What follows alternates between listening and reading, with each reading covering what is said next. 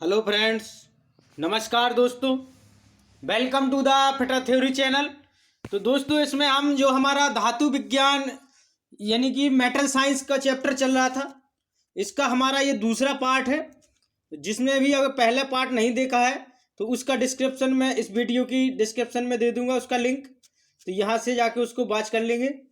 तो हम इसका MCQ क्वेश्चन देख रहे हैं। जो हमारा यूथ कंपटीशन का जो बुक है उसको हम डिस्कस कर रहे हैं। तो ज़्यादा से ज़्यादा चैनल से जुड़ जाइए। देखते हैं हमारा आज का वीडियो। तो फ्रेंड, इसमें हमारा पहला क्वेश्चन दिया गया है कि किसी सामग्री की शांति का प्रतिरोध किसके द्वारा मापा जाता है।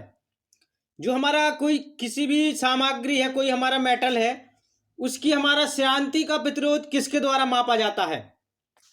तो इसका हमारा राइट आंसर क्या हो जाएगा फ्रेंड्स। तो 4 ऑप्शन दिए गए हैं आपको, इसी में से राइट आंसर आपको कमेंट बॉक्स में बताना है।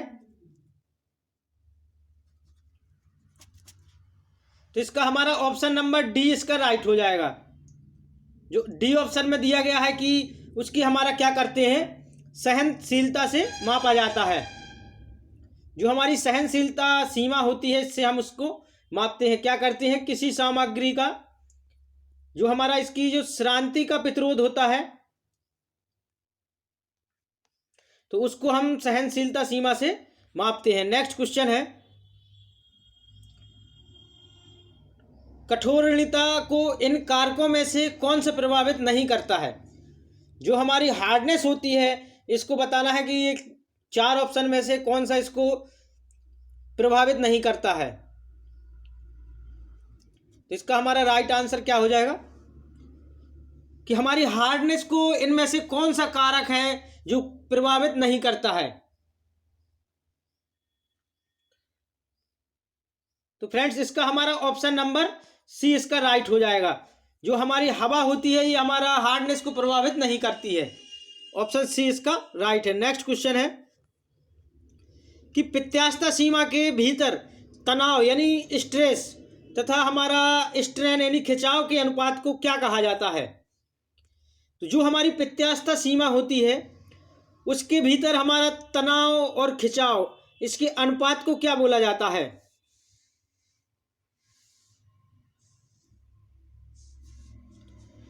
तो उसको ही हम इलास्टिसिटी या प्रत्यास्थता बोलते हैं। ऑप्शन नंबर डी राइट हो जाएगा। यानी कि तनाव और खिंचाव, जैसे हमारा यहाँ से कोई स्प्रिंग रखा हुआ है, तो हम स्प्रिंग पे हम खिंचाव और तनाव लगाते हैं, तो ये हमारी उसकी प्रत्यास्थता सीमा पर निर्भर करती है। इसको हम कहा जाता है, इन दोनों के अनुपात को ही प्रत्यास्थता कहा जाता है। नेक्स्ट क्वेश्चन है कि निम्नलिखित में से बताना कि निम्नलिखित में से किसमें टूट फूट के दौरान टुकड़ों में विभक्त होने का वांछनीय गुण होता है। तो ये बताना है कि टूट फूट के दौरान टुकड़ों में विभक्तित होने का गुण किसमें होता है। तो फ्रेंड्स, इसका हमारा राइट आंसर क्या हो जाएगा।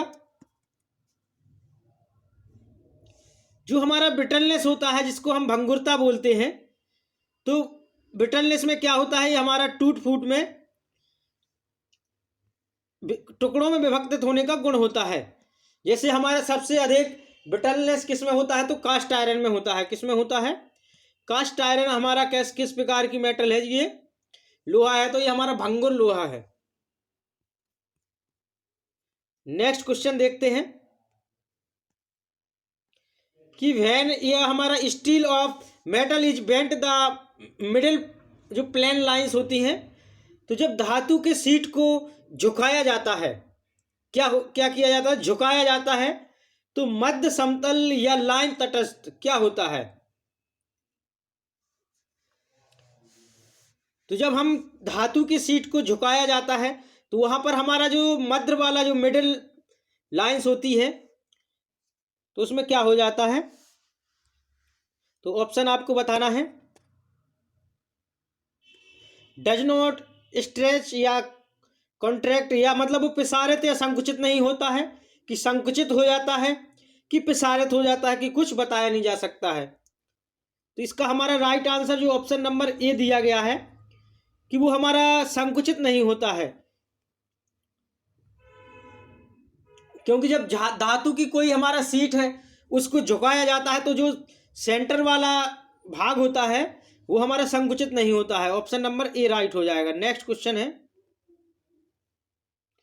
बताना कि धातु का वह कौन सा गुण है, धातु का वह गुण जिसमें यदि उस पर हमारा भार डाला जाए तो वह दब जाती है, लेकिन भार हटाते ही वो पुरानी अवस्था में आ जाए, तो इसे हम क्या बोलते हैं।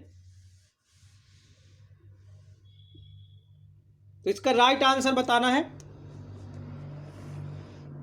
कि ऑप्शन नंबर इसका डी राइट हो जाएगा। उसको हम इलास्टिसिटी या क्या बोलते हैं, प्रत्यास्था, इलास्टिसिटी या प्रत्यास्था बोलते हैं।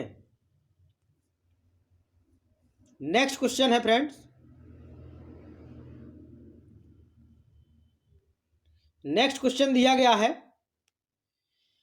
कि हमारा धातु का वह गुण जब उस पर ताप व दबाव डाला जाए तो वह अपना आकार बदल लेती है, उसे क्या कहते हैं।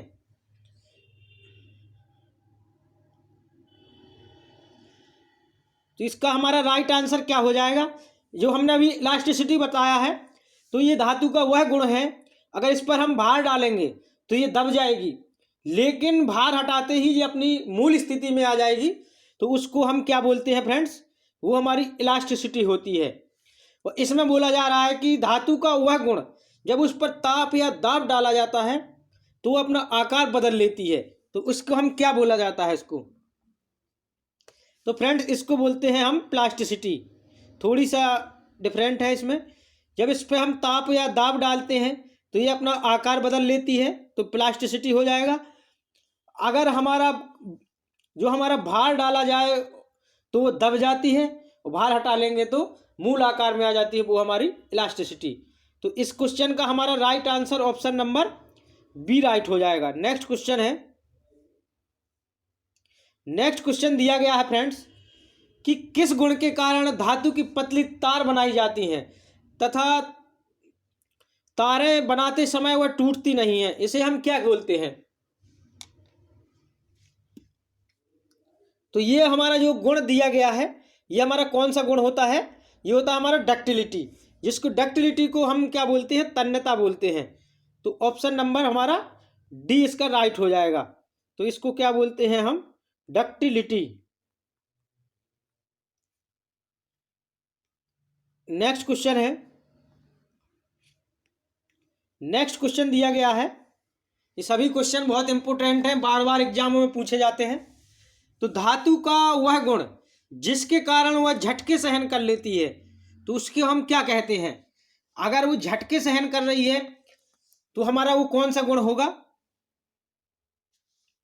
तो उसको क्या बोलते हैं फ्रेंड्स, उसको हम चीमड़ता बोलते हैं। तो उसको चीमड़पन बोला जाता है। ऑप्शन नंबर डी इसका राइट हो जाएगा, क्योंकि धातु का ये चीमड़पन वह गुण है जिससे वह क्या होता है, झटके सहन कर लेता है। ऑप्शन नंबर डी इसका राइट हो जाएगा। नेक्स्ट क्वेश्चन है, नेक्स्ट क्वेश्चन दिया गया है कि धातु के किस गुण के कारण इसकी पतली चादरें बनाई जाती हैं। जो हमारे चद्दर के रूप में या पत्थर या सीट के रूप में बोला जाए तो वहां पर हमारा कौन सा गुण होता है, पतली चादर के रूप में बनाया जाता है। तो उसको हम बोलते हैं फ्रेंड्स आघात वर्धनीयता या मेलेबिलिटी, उसको क्या बोला जाता है, आघात वर्धनीयता बोला जाता है। तो ऑप्शन नंबर इसका बी राइट हो जाएगा। अगर जब वो बोले कि किस गुण के कारण धातु को पत्थर या चादर के रूप में बनाया जाता है, तो वो हमारी मेलेबिलिटी धातु होती है। तो सबसे ज्यादा मेलेबल धातु होती है सोना। नेक्स्ट क्वेश्चन है फ्रेंड्स, नेक्स्ट क्वेश्चन दिया गया है कि निम्न में से धातुओं का वह गुण जिसके कारण उस पर दबाव डालने या खिंचाव पर वह टूटती नहीं है और खिंचाव सहन करने की उसमें शक्ति होती है, उसको क्या बोला जाता है। अगर हमारा वो धातु का गुण बताना है कि जिसके कारण अगर हमारा कोई भी मेटल है उस पर हम दबाव डालेंगे या उसको खींचेंगे तो वह टूटती नहीं है और खिंचाव सहन करने की उसमें शक्ति होती है, तो उसको हम क्या बोलते हैं। तो फ्रेंड्स उसको हम टेनासिटी बोला जाता है। क्या बोला जाता है, टेनासिटी। ऑप्शन नंबर सी इसका राइट हो जाएगा। नेक्स्ट क्वेश्चन,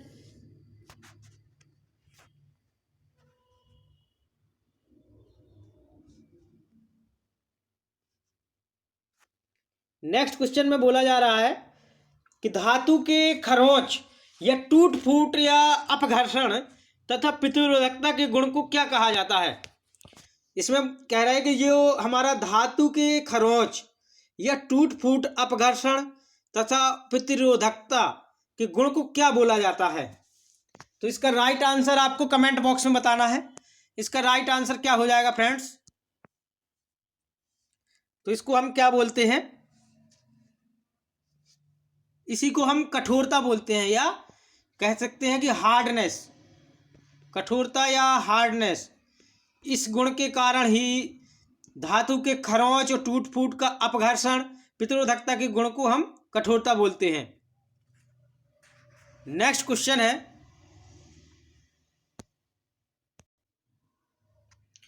नेक्स्ट क्वेश्चन दिया गया है कि धातु में भंगुरता का विपरीत गुण को क्या बोला जाता है। जो हमारा कोई मेटल है, अगर उसमें हमारा भंगुरता के विपरीत वाले गुण को क्या बोला जाता है। इसका हमारा राइट आंसर क्या हो जाएगा। अगर भंगुरता के विपरीत वाले गुण को पूछा जाए तो उसको क्या बोलते हैं, तन्यता बोलते हैं, जिसको हम क्या बोलते हैं, डक्टिलिटी। जो हमारा डक्टिलिटी होती है इसको ही हम तन्यता बोलते हैं। तो ये गुण हमारा जो डक्टिलिटी का गुण होता है ये हमारा क्या होता है, ब्रिटलनेस के विपरीत होता है। यह भंगुरता के विपरीत क्या होता है, तन्यता। यह हमारा ब्रिटलनेस के विपरीत क्या होता है, डक्टिलिटी। नेक्स्ट क्वेश्चन है,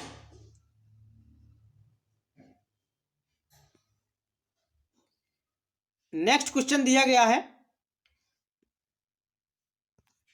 कि हमारा स्प्रिंग मटेरियल में निम्न में से कौन सा गुण नहीं होना चाहिए।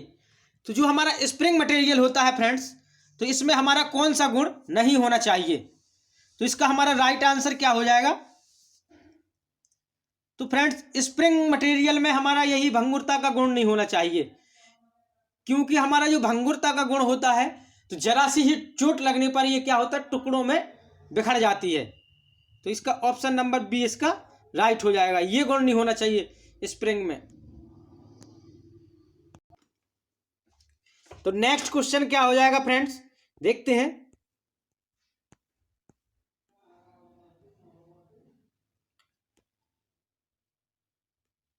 कि हमारा धातु के उस गुण को क्या कहा जाता है। धातु के उस गुण को क्या कहते हैं कि जिससे उच्च दबाव डालने पर वह दब जाती है, बल हटाने पर वो पुनः वास्तविक आकार में आ जाती है। तो उसको हम क्या बोलते हैं। ये क्वेश्चन रिपीट हुआ है, अभी हम एक बार बता चुके हैं। उसको क्या बोलते हैं, प्रत्यास्थता बोला जाता है। क्या बोलते हैं फ्रेंड्स उसको, प्रत्यास्था। उसको प्रत्यास्था बोला जाता है। नेक्स्ट क्वेश्चन है या इलास्टिसिटी। नेक्स्ट क्वेश्चन दिया में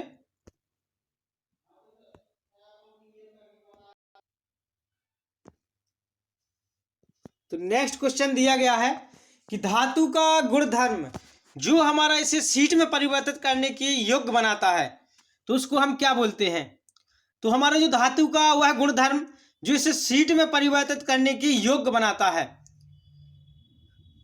शीट या इसी को बोला जाता है, या चादर के रूप में, या पत्थर बनाया जाता है, तो वहां पर हम किसका यूज करते हैं, या उस गुण को क्या बोलते हैं, सॉरी। तो उसको हम आघात वर्णिता, या हम इसको कह सकते हैं मेलिएबिलिटी। तो ऑप्शन नंबर बी इसका राइट हो जाएगा। नेक्स्ट क्वेश्चन है, नेक्स्ट क्वेश्चन दिया गया है कि वह धातु ब्रिटल है जो हथौड़ा मारने से लंबी हो जाए, या उसे सख्त चीज पर गिराने से टन की आवाज करे, या इसमें से कोई नहीं, या हथौड़ा मारने से वह टूट जाए। तो जो ब्रिटल को ही हम क्या बोलते हैं, भंगुरता बोलते हैं। क्या बोला जाता है, भंगुरता बोला जाता है। तो ये कौन सी धातु है जो भंगुर होती है, उसका गुण बताना है भंगुर धातु का। तो ऑप्शन नंबर जो डी में दिया गया है कि भंगुर धातु हमारी वो धातु होती है कि जिसको हम हथौड़ा मारते ही वो हमारा क्या होता है, टुकड़ों में विभक्त हो जाती है या टूट जाती है। तो ऑप्शन नंबर डी इसका राइट हो जाएगा। नेक्स्ट क्वेश्चन है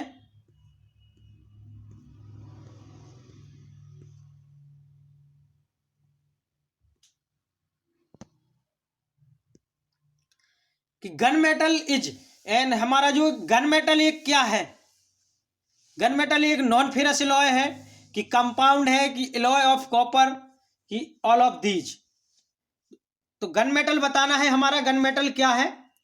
तो फ्रेंड्स हमारा जो गन मेटल है ये हमारा क्या है, ये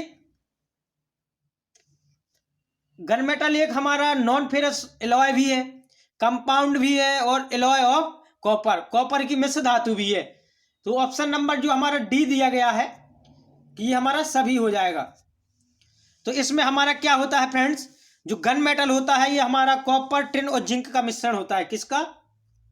कॉपर, टिन और जिंक का मिश्रण होता है। तो फ्रेंड्स इसमें हमारा कॉपर होता है 88%। कितना होता है फ्रेंड्स? तो कॉपर हमारा 88% होता है और हमारा जो टिन होता है ये हमारा 10% होता है और जिंक हमारा 2% होती है। नेक्स्ट क्वेश्चन है,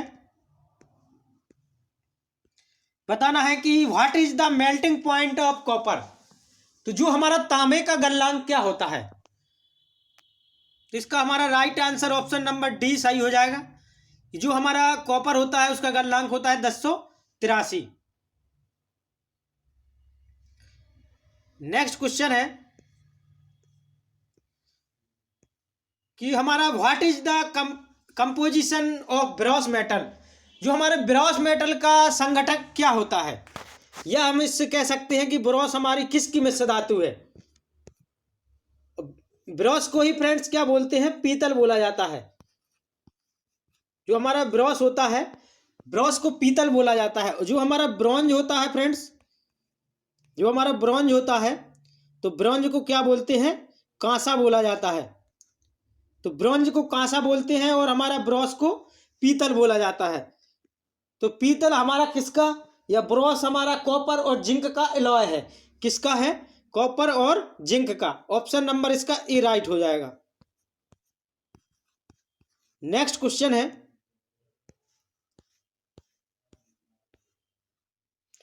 नेक्स्ट क्वेश्चन बताना है फ्रेंड्स कि what is the alloy of bronze metal. जो हमारा ब्रॉन्ज मेटल है ये हमारी किसकी मिश्र धातु है,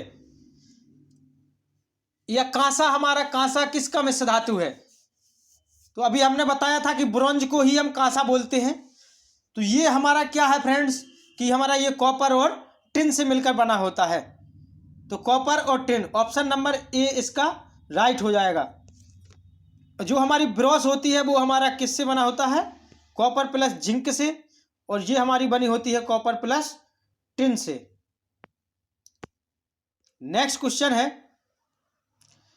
नेक्स्ट क्वेश्चन बताना है कि समांतर शंख ड्रिल बनाने के लिए कौन सी धातु प्रयोग की जाती है। तो जो हमारा समांतर शंख ड्रिल होती है उसको बनाने के लिए कौन सी धातु प्रयुक्त की जाती है। तो फ्रेंड्स हमारा जो शंख ड्रिल बनाई जाती है वहां पर हम क्या करते हैं फ्रेंड्स, हाई स्पीड स्टील का यूज करते हैं। ड्रिल क्या है, हमारा एक कटिंग टूल है। तो कटिंग टूल ज़्यादातर हाई कार्बन स्टील के बनाए जाते हैं। किसके बनाए जाते हैं, हाई कार्बन स्टील के। तो यहाँ पर और हाई स्पीड स्टील भी दिया हुआ है, तो यहाँ हाई कार्बन स्टील नहीं है, तो ऑप्शन नंबर बी इसका राइट हो जाएगा। नेक्स्ट क्वेश्चन है फ्रेंड्स,